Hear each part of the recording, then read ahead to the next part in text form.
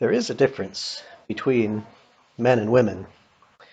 Um, sometimes we see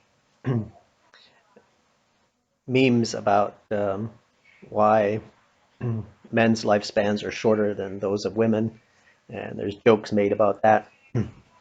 And but when our children were getting their driver's license, when our son turned 16, he got his driver's license, and so I went to add him to my car insurance policy.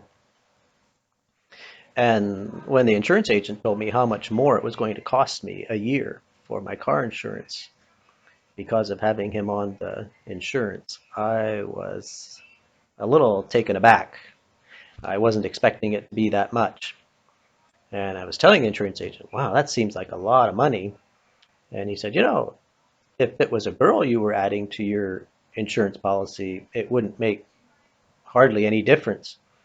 I was saying, well, that's not fair. That's not right. Like that's sexism, right? Like that's discrimination based on sex. Like you're not allowed to discriminate against people based on their sex or their religion or their race. And so how can you do that? How can your company do that based on sex? He said, it's not based on sex. It's based on statistics.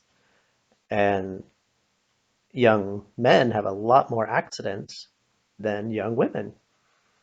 And he said, the reason for that is there's two questions that a young man asks while he's driving that a young woman never asks. I said, what are they? And he said, well, the first question is, how fast can I go around this corner without rolling the car? That's the first question that comes into a young man's mind. The second question that comes into a young man's mind while he's driving is, who's that girl on the sidewalk with the red sweater? And he said, those questions don't cross a young woman's mind. And so young men have more accidents. So there's a difference based on statistics. So there you go. Maybe that's part of the reason why the lifespan for men is shorter than the lifespan for women. I don't know.